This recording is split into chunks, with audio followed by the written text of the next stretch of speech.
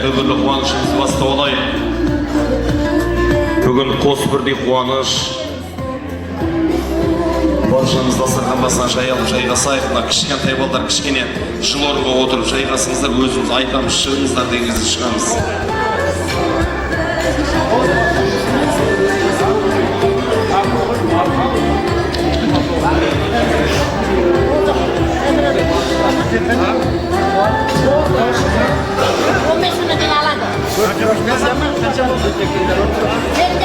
Менен бірдей болсын мен қашын ба?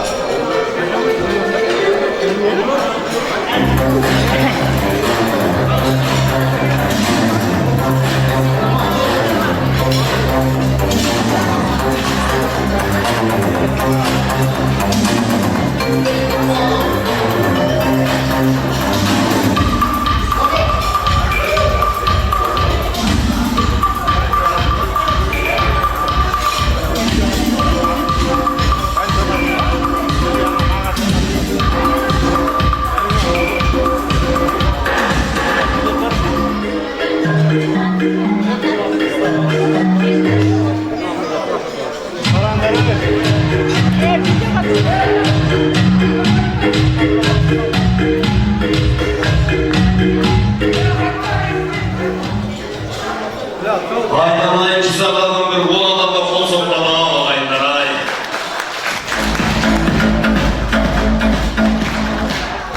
Мен қайталап шығайды отыр, сіздер байқалмай қалдыңыздар-ау мені. Қайталап бір бар жүрескен, қайталап бір қол соққандарын көрейіндерге.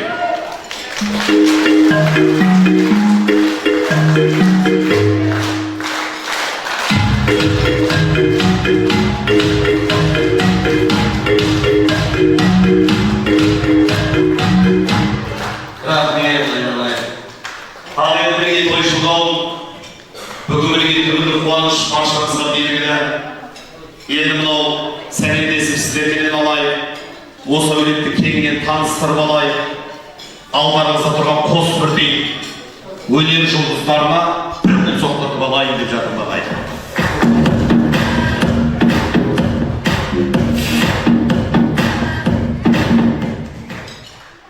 Той қазақтың маңдай тері төгілген, той қазақтың ырыс құты себілген, отырады құда жекжат ағайын, ақ дастархан ұлы тойдың төрінен. Ассалаумағалейкум қадірменді игі жастармен жайсаңдар. Сәлем сөздің анасы деп сәлемдесіп алайын. Уағалейкум әссәлем деп қол соқсаңыздар жараса.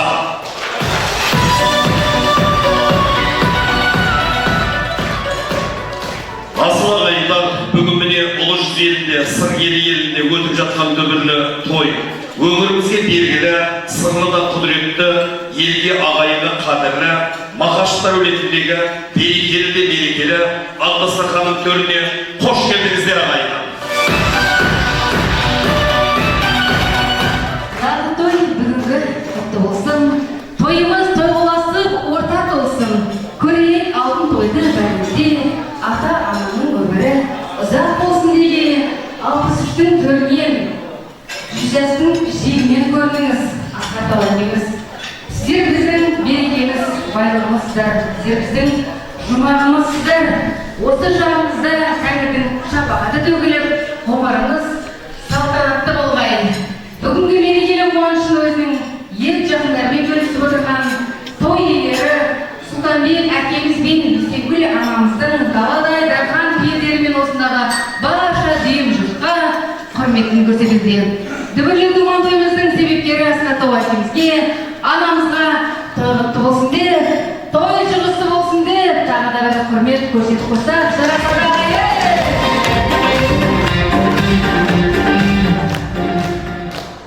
Ал ендеше бірге дүбірлі қуанышқа келген игі жастармен жайсаңдар, қуансаң құт қонат, бағаласаң бақ қонат деген бүгінгі той иелері Мақаштар әулетіндегі дүбірлі қуаныш, орман талыменен, тал жапырағыменен, адам баласы ұрпағыменен мың жасайды дейді. Ал ендеше бүгінгі мінекей Асқар әкеміз Сұлтанбек болатын болса, анамыз Бейсенкүл анамыз.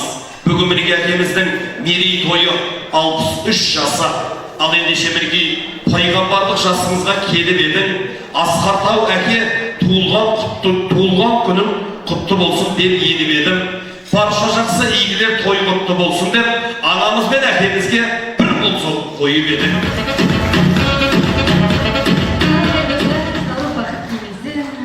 Жарқын жүзбен қуанышпен келесің, құтты болсын мерейтойың әкешім, өзіңізді бір құдайым демесін келе, қарты бар елдің қазынасы бар демекші, осынау жылдар ішінде өмірдің талай белестерінен табысты өтіп, бүгінгі өркен жайған алып бәйтеректе бір әулеттің ақылшы тірегі, арқа сүйері, анасы, данасы болып отырсыздар. Біз сізді жан жүрегімізбен жарқылдай қуана, құттықтай келе, мерекелі мерейтой. Сізге денсаулығыңызға мықты денсаулық, ғұмырыңыз ұзағынан болсын, көрер қуанышыңыз молынан болсын, кең пейілді, жаны жұпар, жанұямызға жылу болған анамызға 18 мың ғаламның жақсылығын, жүрегіне Алланың нұрын тілейміз. Мерейіңіз үстем, қадір қасиетіңіз зор болсын. Өмірдің көзге көргенді сыйлайтын сәулеті, ал әулетіміздің дәулеті болғайсыз, басыңыздан бақ таймасын, шаңырағыңыздан шатты ғана үзілмесін. Қос бәйтерегімізге, қос қанатымызға тағы да бір құрмет көрсетейік қалайық.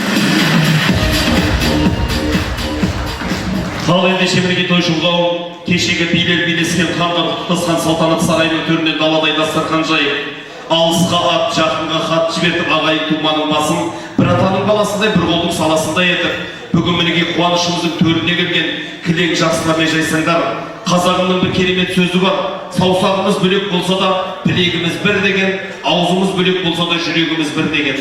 Бірін айтта бірін айт, әке шешемізге, жалпы жамағатқа айтамыз деген тілегіміз бір депті. Ал ендеше бірге Асқар әкеміз бенен анамыздың отандасқанына 40 жыл.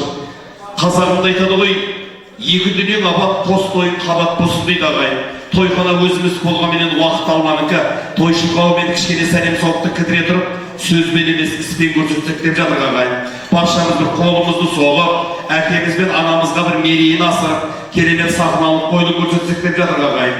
Ана менен Асқар әкең тұрсын, жайқалатын жанында балаң тұрсын, құралайдай көзге атқан қыз жібектей немереңмен шөберек өсіп өтсін деп қаламыз ағайын. Ал енді бүгінгі тойдың төрінде Асқар әкеміз бенен ақ жаулықты анамызды қол соғайық, әсем әңгіме аясына қарсылайық.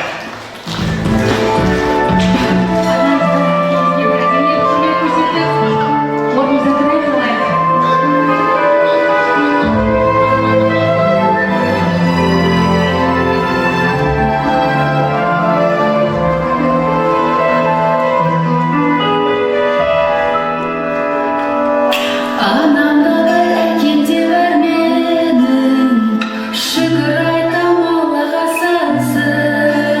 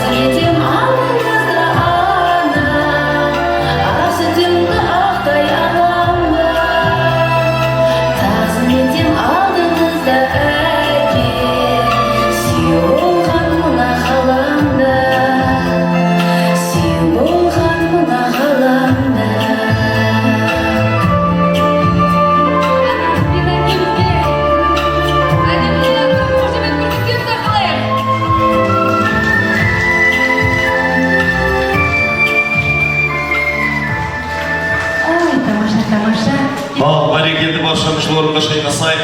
Енді мен Асқар әкеміздің мінекей өмірдегі бар байлығы 3 ұл 1 қыз екен ағайын. Мінекей барша осы әкеге, анаға деген ұл қыздарына қол соғып көріңдер, елдің алдында гүл шоқтарын табыстасын деп қаламыз. Келіңіздер.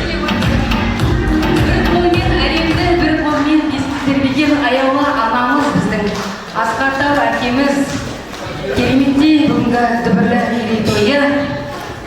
Ана дейміз бәрімізден аңқылдап, ана дейміз бәрімізден жарқылдап. Алтын қазынамыз, алтын бағымыз аналарымызға. Келіп ойыңыздар немерелерім, ұлдары, қыздары, адам ұрпағымен мың жасайды ғой. Ұрпақтарыңыз көп болсын. Немерелерге шөберелі жетіңіз, Алла қаласа, шөп-шек сүйіңіз. Аллам өмірдің қақшы тұрыңыздар.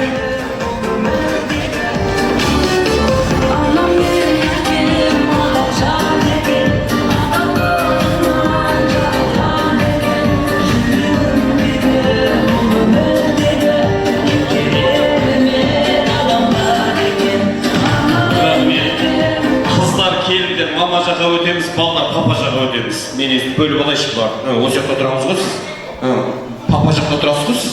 Ендегі ар жаққа келе орын ғой? Айтып адамда келіндер, қыздар мама жаққа тұрсын, ұлдар, күйеу балдар папа жақта тұрсын деп жатыр. Мінекей Құда қаласа алдарыңызда тұрған Асқар әкеміздің бар арманы, ұлым өсіп, 10 шақты болса, қызым өсіп, 10 шақты болса деген бүгін мінеге арман тілегі орындалып жатыр. Енді мына барша тойшыл қауым қайсысы кімді сүйген білмей қалды негізді. Мен соны жеке-жеке сүйгізейін деп жатырмын. Көкемнің бетін 3 күн болды жумады. Осы сіздер сүйеді-ау дедім да көкемнің бетін. Сосын апамызға мінеке Құда қаласа жақындап тұрмыш, көкем 40 жылдан бері сол келіншектің қасында жүрсіз ғой. Білмеймін ғой, екеуің арасында жақындап тұрамыз папаға. Енді бүйтеміз. Тойшыл қауым тойымыздың төңірегін түркізбес алдын, осы көкеміздің өмірдегі бақ тапқан байлықтарының елдің алдында бірінші ақ тілегін естіп аламыз. Ал үлкен ұл қуат па? Қуатсың ба сен? Қуат жаққа ұқсайсың ба? Құрметті қауым. Ақ адаман тұрса, әкеңнен осы қайаққа барасың? Көпшілік. Мына мен әке-шешем қуанышы. Сыйлап келгендеріңізге рахмет. Тойдарыңыз құтты болсын, өмір жастарыңыз ұзақ болсын, әрқашан той көріңіздер, немерелеріңіздің алдында ойнап жүре беріңіздер, 100 жасаңызға Құдай қаласа, той көп болсын, Құдай қаласа, дендеріңіз сау болсын, ауырмаңыздар, қартаймаңыздар. Осы қауым жұрттың арасында асқақтарыңыз биік болып жүре беріңіздер. Қонақтарға да рахмет сыйлап келгеніне. Осы мен ата-анамызды атап сөз қысқартып. Неғып сен папаң мен мамаңға сөзді қысқартып атсың? Жөнделеп құшақта папаңды. Сен келгенде қуанған жолдас балаң емесе жөнделеп құшақта, сені қуанған кез, сен келген кезде бетін үзесіңе, көтерме. Мамаң құшақта, жөнделеп сүйе. Кім Динара емес олсаға, мамаң ол сені, қолдан сүй.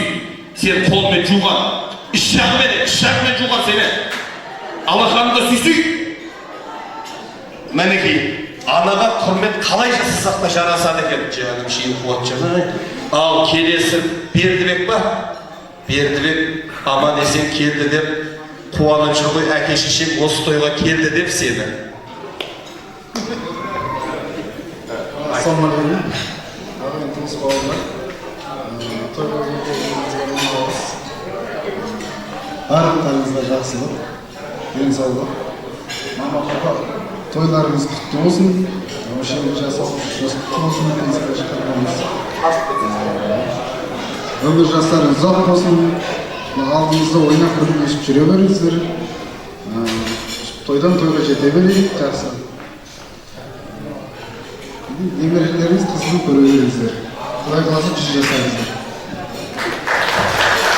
Бердібек жаңада қуат не істегенін көрдің ба? Тура соны қайталаған. Қол соғайын ағайын, мінекей. Жаным шейін, айналайын, қуат. Жаным шейін, Молодец, қуат сүйген жерден сүйді қолында бар кісі барышы. Ал енді мінекей пайғамбарда күйеу баласын сыйлаған деген. Осы мінекей өзімнің әке-шешеммен тең деп, қадір қасиетін білдеп, той төрінде тұрған күйеу балаңды бір ауыз тілегін естісек болатын шығар деп ойлаймын. Дұрыс па? Сөйлесін дегенде бір қол соғайықшы. Осының бәрі сенің құрметің. Ассалаумағалейкум. Апа, бүгінгі зейнет жасыңыз құтты болсын. Отандастарымыз, халықтарымыз құтты болсын. Дендеріңіз сау болсын. Үй жасаңыздар. Сіздерге де осындай ата-ананың тойын жасап беру құрметіне ие болыңыздар. Дастарханымызға қош келдіңіздер барлықтарыңыз. Бүгін аға мен маманың қуанышына ортақтасып, дастархандарына келгеніне рахмет. Дендеріңіз сау болсын, сіздерге де байып бақылып болыңыздар. Рахмет. Аналар істеген нәрсе сен де істесейді. Үйреніп алды ғой бұл да. Жаным шимай. Атам елем деп тұрған жоқ. Бұлда барып шықтап атыр ғой деймін. Молодец. Енді жомарт, сен бойдақсың. Сен любой жерде болады. Үйленсең аналардың болады сен деп тұрмын. Үйленбей керек сен любой жерде болады. Ал енді жомарт үйленсін дегендер бір қол соғайық. Жомарт мынаның бәрі неше жылдан бері сенің беташап жүргендер одан да мен енді жомартпен не үшін әзілдесіп жатырмын. Бұл жомарт болашақта клиенттерім ғой менің. Осылар үйленсе той болады әйтеуір. Бәке, біліп тұрсыз ғой бәке, да? Осылар үйстіп жүріп үйлендіремін мен негізі әйтеуір шықлап жүріп әйтеуір. Жомарт, мамаңа, папаңа тілек айт. Қыстарға айтқандарын айтпа. Ассалаумағалейкум. Осындай папа-мама өмір жастарыңыз ұзақ болсын, 100 жасыңыздар. Алдарыңызда немерелеріңіз күліп ойнап жүре берсін. Осындай келген құда жиынжақтарың осындай қуанышта біздің қайғымызда бірге болатын бәріңізге көп рахмет. Ағаларымнан аз пайдаланамын, ағаларым сөзін қозғалды. Молодец айналайын. Әркім сөзіне қосыла бермей еркелеп бір қызға қосып сен түсіндің ме? Жаным ши. Иә. Ағаларым істеген істесін де. Бұл да не істеймін деп жатыр ғой. Бір бетінен сүйе бермей, екі бетінен сүйсеңдірші. Иә. Бір бетін дөйіп жүретін болды ғой көкемді. Рахмет жаным ши. Осы жерде тұршы сен, жомарт кеш мені. Кеш. Баяғыда бір көкем айтқан екен, 90-ға келген көкем. Ең кенже баласы бойдағы екен да, айтып жатыр дейді. 7 баламның орны бір төбе, 8-ші жүгірмек бойдағы оның өзі бір төбе депті ғой. Мінеке құда қаласа айтар осы жомарт жаным, көзімнің ағыменен қара сет, қалтамның түп қалтасы етіп жаңа келес апаған айтып жатырған Бейсенкүл апа. Апа қойыңызшы қалтаңыздың түп жағына ұқсамайды жомарт деймін да. Ал енді мінеке қыз тілеуін естеп жатамыз. Енді осы Жұлдызайдың да бір тілегін естейікші. Айтады ғой, өзге елден шынбақтын іздеген, бұл өмірде ағайын қонақ екен қыз деген деп жатыр. Мінекей, асқартау әкеңменен ақ жауапты анаң бар кісілердің баршасы бақыт деген. Көке, не қылса микрофонды берейін да сөйлеп алайық. Жаным шейін. Микрофонды берейін сөйлеп алайық, кейін біз сөйлейміз деген. Енді мына алақандай білгені ағымақ болғаны кейін кішкене бүгір-бүгірдің бәрі естіліп қалады. Енді мына тойға келген екен кішкене бір тойдай өткізейік деп жатыр. Ал енді осы Жұлдызайдың да бірақ тілегін естейік ағайындар. Қыз сөйлесін дегендер қол соғайықшы. Рахмет. Ата-мана, мерейтойларымыз құтты болсын. Зейнет жасыңыз құтты болсын бала. Жүзге келіңіз, немерелеріңіздің қызығын көре беріңіз. Біздің алдымызда ойнақ күліп, қартаймай, жап-жас болып жүре беріңіз, әрдайым қауыптасыз. Біз сіздерді жақсы көреміз. Құда қаласа, жомарттың үйіне жақсы келе берсін. Барлықтарыңызға той жұғысты болсын. Рахмет. Не болды? Басқа жақтан біреуді сүйгелеген папамды мамамды сүйгеле болмай қалды ма не? Жаным шейін. Есінен шығып деп қойды. 90'ға келген апаның бір ауыз сөзі бар. Апа сізді тамаққа шақырған ек десе, ойбу әдірек аға есінен шығып кетті ғой дейтін сөздер бар да, сөйтсем ол қыз кезінен келеткен дәстүр екен ғой апа. Мінекей құда қаласа енді осы баламның баласы жағын деп осыншама мінекей 15-ге жақты, 15 шақты немересі бар. Керемет қылықты немерелері бар алдында. Осы қазір немерелер кәсіппен ішінен салады. Мен енді басында осы қыздардың ұлдардың бір ақтылығын естіп алайық деп жатыр. Сөйткенім жаңа Динар айтты ғой, ағайымыз бірінші сөйлеп алайықшы өтініш. Ана алтын бар еді, соны жоғалтып аламын деп қайта қалтама қарап жүріңдер да, соны егесе табыстап алайықшы деп, соны егесе табыстап алдық. Динар сәл бер жаққа өт жұлдыздар жаққа шығар, қыз тыныш болу керек. Мама енең қызы тұрып аласың сен. Молодец. Динара енді айтады, осыншама кісілердің алдына шығып сөйлегені менің кішкене ерсілеу көрінемін дейді. Көрегенді келін да бұл жарық. Бейсенгүлдің келіні анауына болмайды ғой, білесіздер ғой. Ал енді Динара, күн түгін деп отырсың, мен сен түгін деп отырмын, айналайын. Бұл да бала шағасы түгін деп отырмын, артына қарап тұр. Ал Динара, мына жаққа екі сәлем, мына жаққа екі сәлем саламыз. Алға бір қадым, мынау тұрған жерін салып қоймайсыз, алға бір қадым шығамыз. Сол қанатта екі сәлем, кет. Бір, қол солай қарай. Екі, ол қанатта. Бір, екі, көрдіңдер екі. Бір, екі, и маған екі. Бір, екі. Осымен Динараның беташарына келемай қалған қонақтар осымен рашот деп айтайын деген ғой негізі. Енді мен не үшін айтып отырмын? Атам қазақ айтқан екен ғой, күлкіменен өткен күндер ғана есте қалады екен. Тойшыл қауым. Енді бүгін көкемменен анамыздың тойы болған екен, бір күлкілі қылып, есте қалатын күн қылып өткізсек деп жатыр. Жақындап тұрыңдар, бір естелік суретке түсіп аламыз. Қырларың мен қырларыңа тұрыңдар. Бол. Түсір. Суретке қара, суретке қара.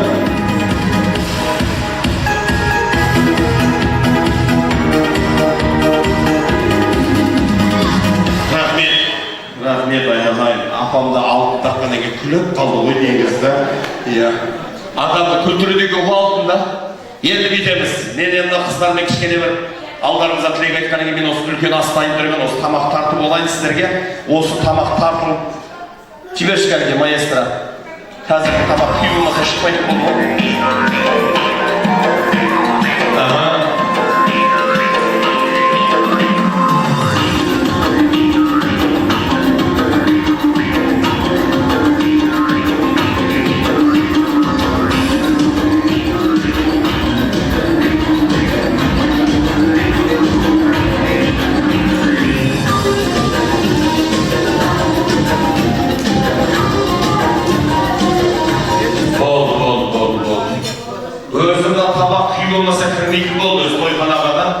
Осы күй болмаса ана жерде тамақ тоқталатын сияқты негіз. Мен осы тамақ тартылып туралып болам дегенше әулеттік ағайындарын шақырып бір тілегін естіп алайын деп жатырмын ағайындар.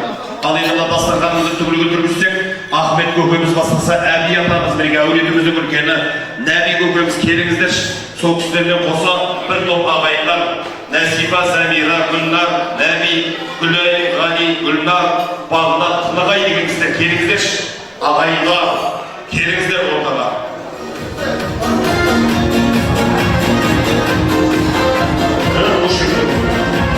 Келіңіздер ағайындар.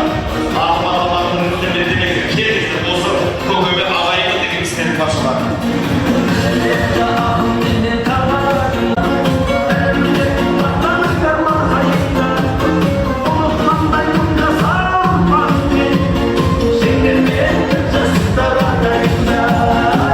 Жәмил апам таяғын тастады, қойыңдар еді музыка. Апамның таяғы әшейін фон екен ғой негізі. Сөзге шыққан еді деген ляқта тұлып еттіп апқа қара. Ал енді мәнге бұра қаласа, атам қазақ айтқан екен ғой, сөз бастау қиын ба, алдыңда сүбелі сөз тұрса, қол бастау қиын ба, артында қолдайтұғын ел тұрса депті. Отыңды үрлеп жағатында ағайын, жоғыңды жоқтан іздейтінде ағайын, ағайыннан ажырап жақсысын қайдан табайын депті. Ал ендеше әулеттің ағайындары, ақ тілек өздеріңізде.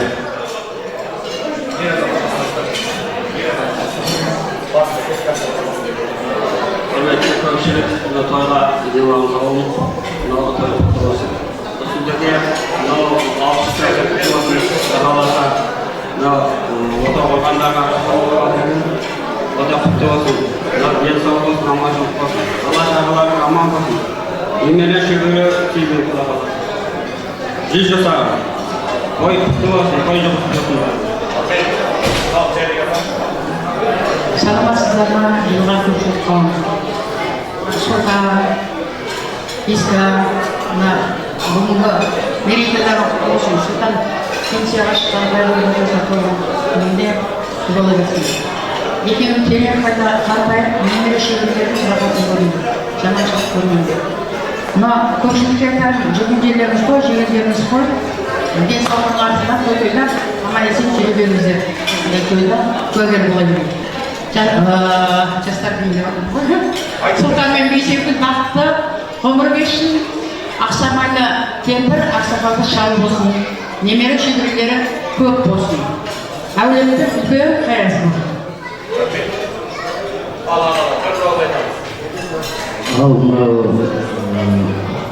жиналған тойдың той құтты болып Сұлтанге пенсияға шыққан қырғыздың мен тойларын осы уақытқа дейінгі өзіңізге мынандай қуаттай ұлдарыңыз некадай ұлдарыңыз жұмысбай қыздарыңыз жомарттай ұлыңыз бар. Құдайға шүкір осылардың арқасында міне дүркіретіп той беріп отқандарыңызға мен шексіз ризамын. Дендеріңіз сау болсын, соларға қарағайдай пана болып, Құдай қаласа соларға қуат беріп жүре беріңіздер. Дендеріңіз сау болсын, әрқашан тойшылықта сөйлейді. Ал көке, келіншек, бүгінгі тойларыңыз құтты болсын. Дендеріңіз сау болсын, Құда қаласа, жомарттан үйлерің бұдан да үлкен тойлардың бәсі бола бермейді. Немерелеріңіз көп болсын, солардың қызықтарын қоймай жүре беріңіздер. Әрқашанда бір-бірімізді сыйлап, үлкен дастарханда ойнап күліп кездесе берейік. Рахмет. Жастар қосыласыңдар ғой, дұрыс па? Мен осы көк көйлекті қосылмайды, өйткені сотымен түсіріп тұр да бұл. Бәрі түсіріп тұр. Осы мобилді көрбау, негізі әулетті. Рахмет. Нағын Сұлтан Бейсенкүл тойлары құтты болсын, зейнет жасын құтты бола берсін, тұрғыз отандастарына құтты болсын, немере шөбері сүйіп, солардың рахатын көріп, әрдайым тапқандарын осындай жақсылыққа беріп, тойда жүріңдер, жұғысты болсын бәрімізге. Қайсысы? Тамақтай болған айтамшы, сон не бар? Жақтап тұрайық, Жәмил апа, жақтап тұрсыш, апа паятты сланшетке алып келді бұл, жақтап тұрайық. Бір есен суретке түсіп олайық.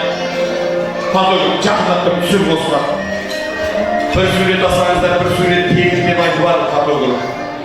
Бірақтан бір сурет 1400 теңге бар деген. Иә.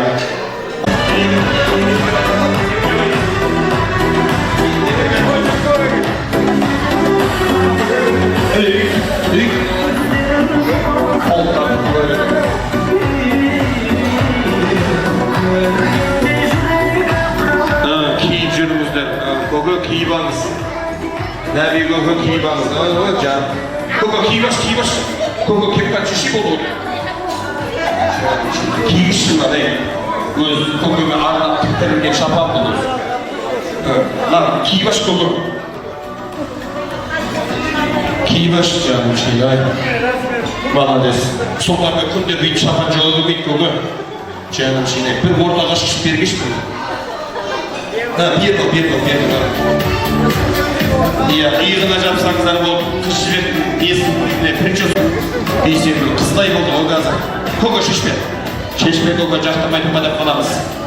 Шешпе көке. Молодец. Жаным шей, сен қариян жолдас боласы болды ғой қазір. Көке, жылы орынға шайқасамыз. Тамақтан не яқты дейік. Тамақтан аузын дейік. Суретке түсіш, осы керек екен ғой ерге. Осы түсіріш артына 22 наурызда жазып қойды. Қайсысына қарап білмейді, олар біреу түсірдіш.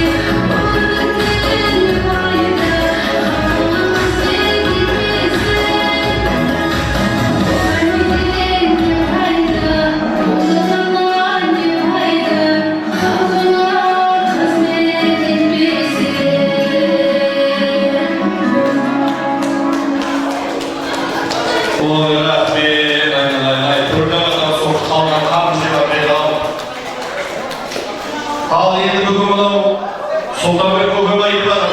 Осы барша той жылуға бастыққа қарап тұрған кезде дейін қос демеден ордаға ән салат деп жатыр ағайын.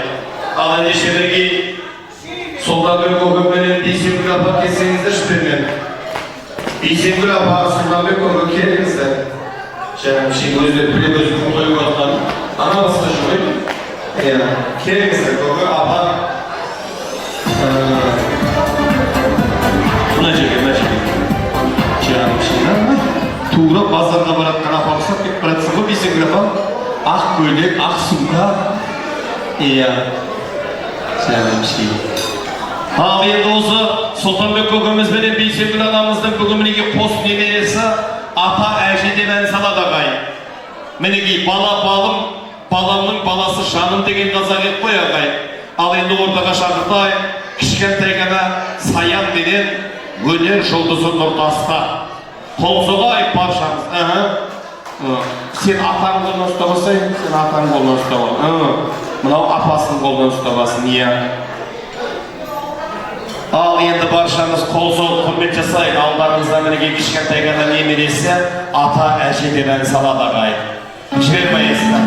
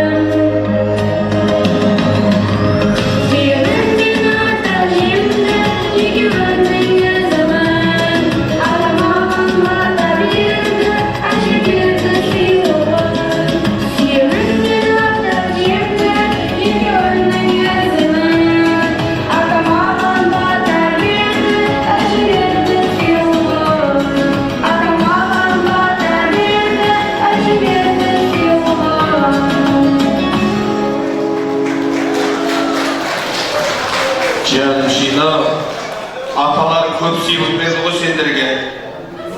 Не деу керек апаға? Рахмет. Сенің сыйлығың қане? Қалтада дереу сен қалтаңа салады екенсің да, жаным Шилай. Заманына қарап ағамы дейді, біз бұндай кезде ақшаны қалтаға салмақ деген ақша көрді қашып кететінен қоймаймыз да. Молодец. Не деп бар, не алғаннан соң не деу керек? Білмеймін дегенесі, спасибо, рахмет деу керек. Иә, рахмет. Сөйтіп апаға бетін сүйгіз. Апаңа, апаң бетін сен сүйіп жүрме, апаң сүйсе болды ғой. Атаң ше? Атаң ақша бермеді ме? Не Апаң көрсе болды ғой атаның ақшасы сол. Жаным шей анау да қарсы. Телевизорда көрген ақ дегізіп жатыр әйтеуір. Ақ енді бірге тойшыл қауым. Енді мынау кішкентай ғана немерелеріңіз ата әже деп ән салса, барша қуанбайтын жан жоқ қой. Өзі қазағында айтады ғой, үзілгеніңді шалғайтұғын немере дейді. Шаршауыңды басатұғын шөбере дейді. Май жалайтын қуанышты күндерді көрем десең, шөпшекпенен шөбере деп тағайын. Молодец, мына үш қыздың мамалары бар ма өтініш? Иә, мына қыздар. Мамалар болса аппарыңызда шөпіш. Иә, болмаса сәтті көп жеріңізді. Сайық дестемейді өтінде, шақырыңыздаш. Иә. Мына қыз ішінде бағынбайтын қыз ау деймін өзі. Юлдыз Османға көйлексен жылға көйлексен. Ал елештерге тойшыл қауым. Енді мынау кішкене сөз қадырың, өз қадырыңды тілекке аттың басы бұрайын деп жатыр. Енді бүгінгі тойда тілегіміз аздау, биіміз бенен ойынымыз көптеу болады. Қазір ойынның сұрақтары күшті болады. Ойынның сұрақтарына екі кісіге байланысты болады. Салмағын сұрайын, тәпішкесінің размерін сұрайын, бәрін сұрайын бұлардан. Ал ендеше бірге осы әулеттің көкемнің артылғанына қашылары Мұхтар Роза, Әуез Рәбия, Әуелхан Жанар, Оразбек Жұмахан деген кісілер келсе, сонымен қоса бүгінгі мінекей Бейсенкүл анамыздың төркіні, осы әулеттің сүт нағашылары, Дариға Базаргүл, Берік, Серік, Сәрсен, Маржан деген кісілер, Құдай қосқан қозақтарыңыз бен сіздер де келіңіздер. Ал енді бүгінгі Сұлтанбек көкемнің бажа балыстары, Ералы Жайна, Бақтырген, Жана деген кісілер сіздерді қауымдағы шақырмаңыз. Келіңіздер әулеттің нақыл нағашылары, көкемнің бажа балыстары, Бидекли деген нағашылары.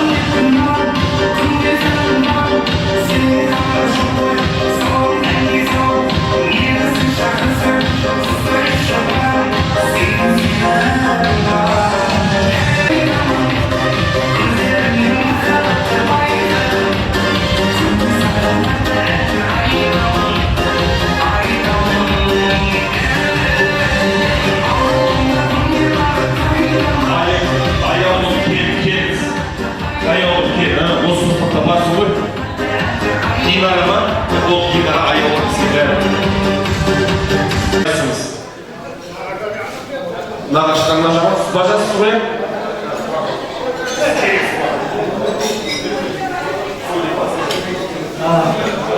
Тамаша жолдас сөз бергеніңізге рахмет. Мына тойына жиналған көпшілік. Мына Сәкене, Сұлтан, Бейсенкүл, мына тойларыңыз құтты болсын енді жалғастырып. Не дейміз, өмір жастардың жан болсын, денелерің сау болсын. Тағы 63 күндік екеуін жасаңыздар.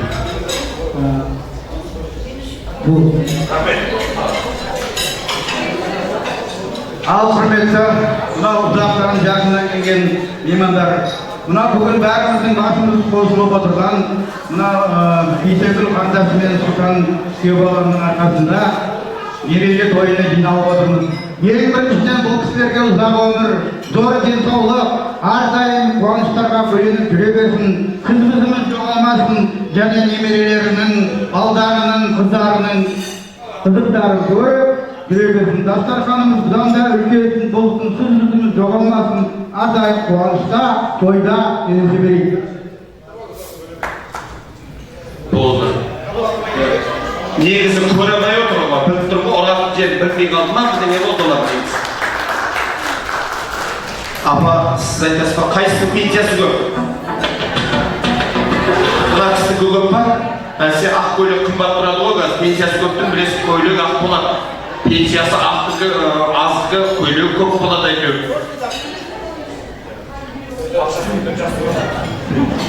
Құрметті Сұлтан және Бейсенкүл қызым, мерейтойлары құтты бола берсін, дендерің сау, өмірлерің ұзақ болсын. Ұл қыздарының, немерелерің, шөберелерің қызығын көріп, заманымызда Алланың берген несібесін теріп жеп жүріп, көпшілік қауымның жаңағы көңілінен шығып, бәрі осы жиылып отырған осы сен екеуіңнің арқасында ғой. Осы тойды жақсы аман есен өткеріп, дендерің сау болып, тек қана патша ашығын беріп, сол жақсы күндерде жаңағы жете берейік бәрімізде. Аман болдар. Рахмет. Құрметті күйеу балам Сұлтан Қанжинім Иста Асегүл мерейтойларын пайғамбарымыздың жеткен жылдарын 40 жыл отандасқандардың құрметіне жасамасқан қолдарын құтты бола берсін. Бәріміздің жұмысты болсын. Сұлтан күйеу бала 63 жас пайғамбар жасын. Осы 63 жастың бірінші күнінде жасай беріңдер. Есемкүл мен екеуің тату-тәтті өтіп, немерелерінің қызығына тоймай, біреуін жетектеп, біреуін арқалап, қызығына тоймай жүре беріңдер. Тойын тойға бассын.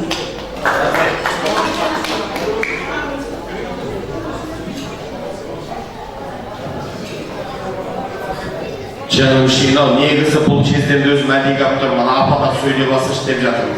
Қалғандар қыздар ма? Енді мынау. Жаным шын чапай осыған қарамақ қойған ғой негізі. Мынау енді көкеңнің бажасы екен. Ішіндегі тазасы екен. Кешегілер айтқан ғой, бажа деген әрдайым ақ жүреді. Бажаның мерейтойы болған кезде айтам деген тілекті ақпаратқа жазып төс қалтаға сап жүреді депті. Енді бұл кісінің атын атамай ақ қояйын, нағыз Чапаевтың өзі. Рахмет. Құрметті қожа, алпыс жағын құтты болсын. Елің сау болсын. Осындай тойларыңызға құтты болсын. Бала шағаның рахатын, ұстаның рахатын көре бер. Бүйтіп ойнап күліп, қағын жүрдеке жүре бер. Елің сау болсын. Көке бір сұрақ, елдің алдында сұрайшы. Қолшығаштың қызымен тұрып атқаныңызға неше жыл болды? 50 жыл болды. Мына жер 40 жыл екен. 10 жылдан кейін тура осындай боласың. Мына 50 жыл екен ғой, 10 жылдан кейін осындай болады. Ал әпше. Саумастана құрметті тойшыл қауым, той құтты болсын бәрімізге. Айналайын Сұлтан күйеу бала, тойын құтты бола берсін жаңағы 60 жас, 50 жас болды. Жігіттің жасы ғой, бола берсін. Елің сау болсын жаңағы. Бейсекүл тойларын құтты бола берсін. Балдарының рахатын көріп, немерелерінің, шеберелерінің рахатын көре беріңдер жаңағы. Шеберелерінің май жағында. Елдің сау болсын, аспандарың ашық болсын. Мөлшер отқан оғы жағына, немерелерінің жемісін жейдер. Бәрі оқа тілектесін. Есемкүл әпке, Сұлтан жеңдеріне бүгінгі мерейтойларыңыз құтты болсын. Бас қосқандарында 40 жыл болған екен. Және 80 жылдық бас қосуда 4 көзіміздегі кездеседі. Бала-шаға рахатын көріңіздер. Көпшілік келген қауымға осы тойлар жұтысты болсын. Сыйлығыңыз тапсырып болсын. Қазір тұра тұрыңыз, бірінші біз беріп алайық, кейін сіздердің ақ қаламыз. Бірінші біз беріп алайық. Әпше киіп тұрыңыздашы өтініш әпше. Берген нәрсе иықтарыңызға жауып тұрыңыздашы әпше өтініш. Жақтырмай тұрма деп қап жатыр. Осы абайғаны шығарған фирмаға рахмет деп барымыз бірше. Қабағы қосылы иіп тұрғандардың иығына жапса қабағы ашылып кетіп жатыр ғой өйтеуі да. Маған десін жарым шейін. Кімге берген 1 мегаваттыға динара бір өзі байқұс. Аяуқада бүгін ауып қапты ғой келетіне. Қосыламызға қалғанымыз. Осы кісі қосылмайды ау. Түріне қарасам қосылмайтын сияқты да негіз.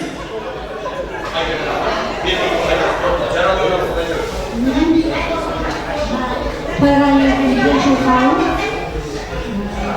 той құтты бола берсін бәрімізге. Той тойға баса берсін. Мына қайынсың менің класстасым. Класстасым қайынсың көрдім. Жаңағы күйеу бала екеуінің тойларын құтты бола берсін. Мына ұл-қыздардың немерелерінің жақсылығын көріп, легеріңдер осындай жат-жастар толтырып, әдемі болып қартаймаңдар. Бәрімізге осы той жүрісті болсын. Бәріміздің отандарымызға тек той тілейміз. Жастарымыздың биік белестерді бағындырып, биік шыңдардан көре берсін жастар. Бақытты бола берсін, өсіп өне берсін.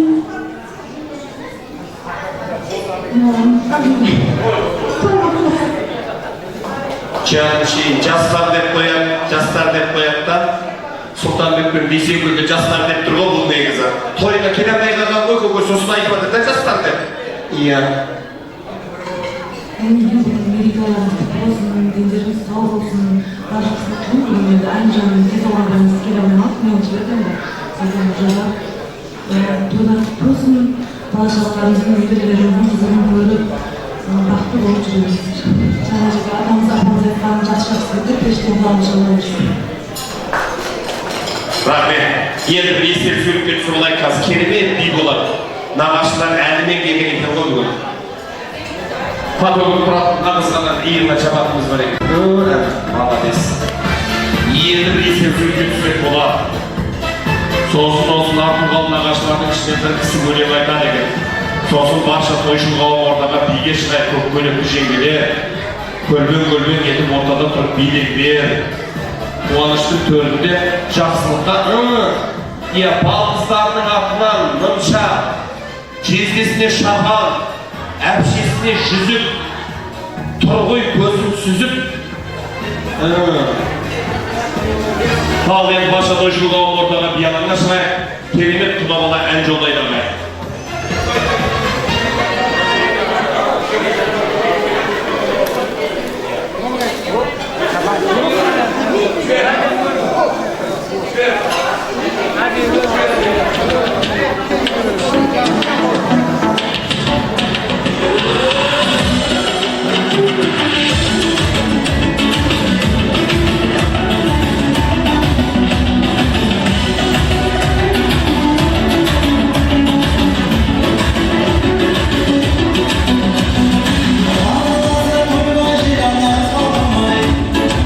Çapkılar şafakta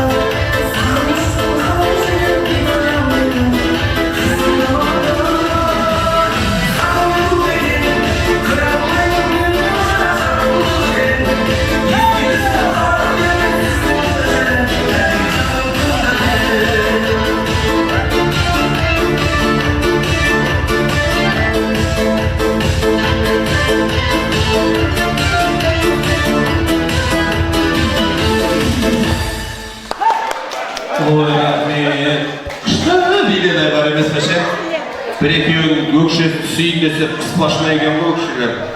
Біразын ішкен сынама дегеннен күзгі далаға билегенде да. Ал жылорға шайғасайық, сырттағы барша қонақтар келіңіздер. Енді мен осы әулеттің байырғы мың жылдық құдаларын бүгін мінеки құда болып төрімізге келгеннен кейін осы құдамызға деген ақ тілегін арнап, даладай көңіліменен дарғандай пейілін арнап келіп жатқан, төбесі көкке аяғы жерге тиіп келгеннен кейін бір құдаларымызды да шақырайық. Алмаш Дәурен құдамыз бастаған Бақыт Шынар, Әсел Оразгүл, Серікгүл Сара деген кісілер келіңіздер. Әулеттің байырғы құда жекжаттары билеп келеді біздің құдалар. Жібер маэстро.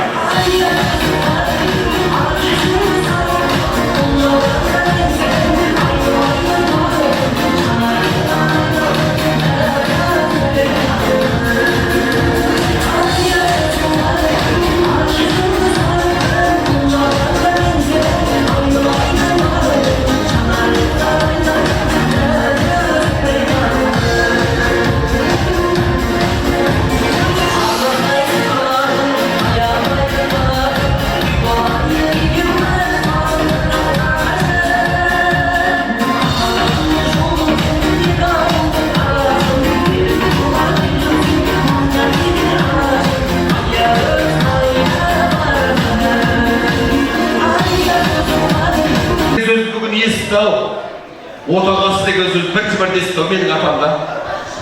Оған шығысында келдім жүгіреді ғой кешегені білем ғой негіз бұны. Сұлтанбек дейтіндеріне барды ғой ішінде. Мен де білем ғой. Әшейін бүгін бейт тұрып. Негіз. Ойбай не дейді, кімнің қатын айналайын-ау, жаным-ау. Көгі, бұдан бұлай. Сұлтанбек десе қарама.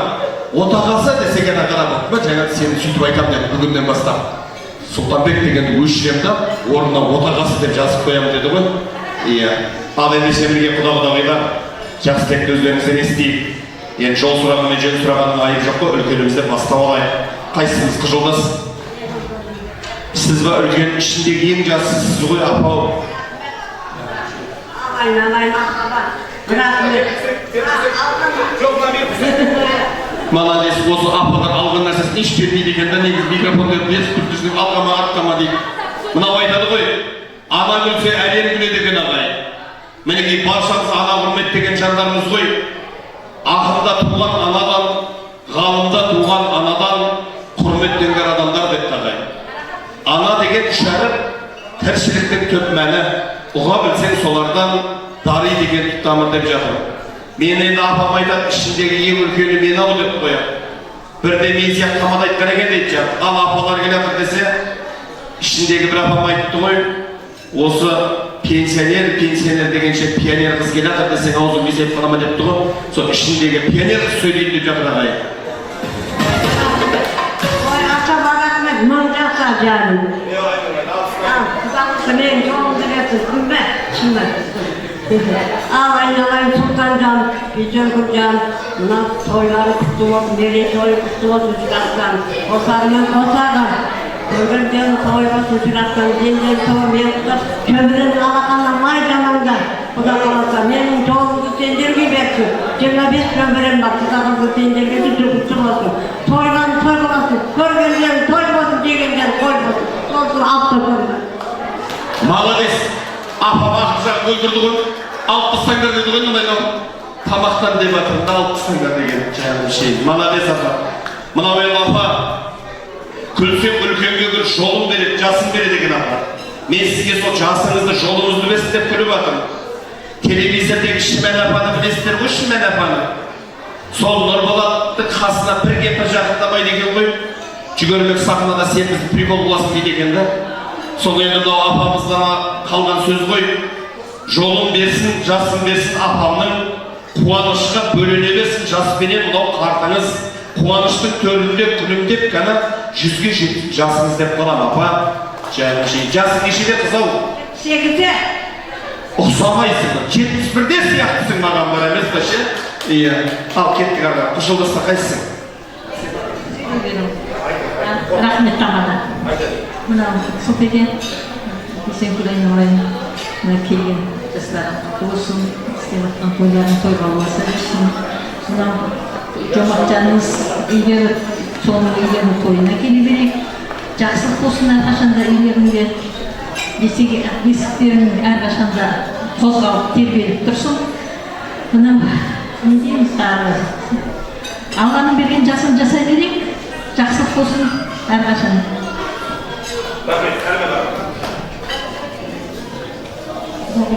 Тойларымыз құтты болсын, өмір жастарға бақ болсын, немере шөбере шеттіктер, көре бердіңдері, Құда қаласа, Құдағына үйленіп, Құдағына тойларда бола берейік, тек қана жақсылық болсын. Бірінші денсаулыққа дендерді сау болсын. Ассалаумағалейкум, құрметті тойға жиналған қауым. Кеше Құда бағдайға бүгінгі қосып қуанышарын құтты болсын. Дендерді сау болсын, шағырттарыңызда тек жақсылық болуға берсін. Немерелерді шөбереді, көбірді шөпшек дейін. Той құтты болсын. Жасылға жас болсыңыз, 100 жасамыз. Кеш жарық тойға келген Құда-құдағына, ағайын жұртқа, бүгінгі тойына Құдағимыздың келіншегінің бүгінгі мерейтойымен екеуінің отау күткендеріне қыржы болған екен. Құда қаласа сол қыржылдарымыз 8 жыл қайнансын, той қауласын, Алланың берген жасын жасаңызда, үстел үлкен тойларға кездесе берейік, сіз біздің жоғалмасын. Ал Құда-құдағи, бүгін мына керемет тойдың куәсі болып отырмыз. Мына 100 жасаңыздар, мына мерейтойымыз құтты болсын, мына алтын той ағарай жалғаса берсін, апалардың жолдарын берсін. Дастарханымыз тек жақсылыққа жайылып, немере көріп жатсыздар, Құда қаласа шөбере көріп, май жалаңыздар. Сол тек той-тойға болсын, тек жақсылық болсын. Рахмет апа. Осыны жабамызды Құдамызға? Жапса жайнамай. Кеше пенсияға, содан осынаған апам. Жаным шейіп. Орамалға деп түсіп енді ұстап тұрайын. Иә. Қол соғайық ағай, мінекей. Құдасына қамзол осы қазақтың нағыз қазір брендте жүрген. Кигіз, апа, кигіз. Мына жап бейсе көрдің еғына.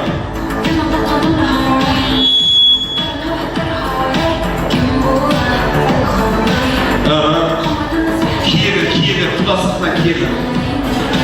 Апау, апамнау сізге ішінде 2 кәмпиті бар екен. Иә, бер. Құдамнан киіп ал. Сендер шапан жаттыңдар ма, біз де сендерге шапан жауабыз. Ақша берсеңдер, ақша береміз. Иә, беріңдер. Молодец. Апа, киіп алыңдар. Мына абайға келгендер, мына жерге тұрайықшы, бір естеп сөмкені түсіп алайық апа. Иә. Мына келгендер, жақындандар.